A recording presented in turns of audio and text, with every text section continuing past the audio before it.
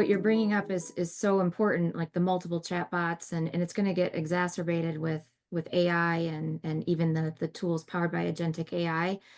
That if the source of information they're using is different, the branding, the messaging, the how you position yourselves as an organization, if that source, then you've got the communication divide getting even worse, right? So having that centralized brand, position, messaging, how you communicate, the style in which you communicate to your customers, all that kind of stuff, centrally located or managed or at least understood, I think is a critical component. Otherwise, it's just tools on tools, right? And if they're using different sources, the message will be disjointed.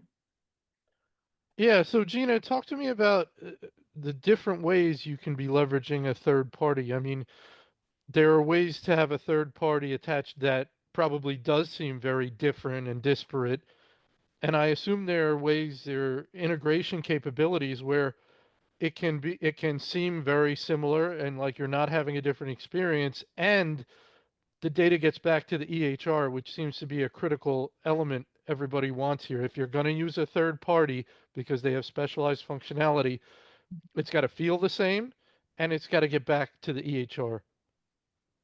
Right. And so there are, and I absolutely agree. And it really comes down to the specific requirements and, as Crystal mentioned, the use cases, because there are certain use cases that may or may not fit well today, or maybe not even on the roadmap yet.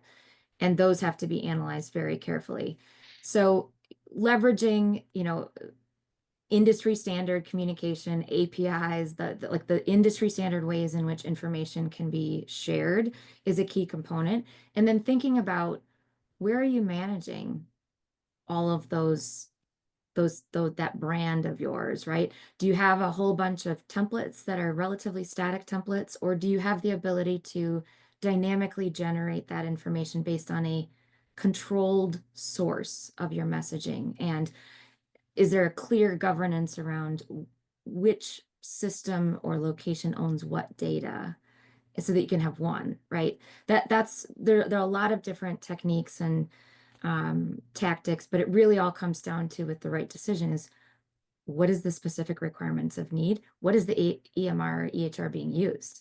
Because Hmm. there's a wide variety, right, of what's available and what's not. So all of that comes into play, certainly.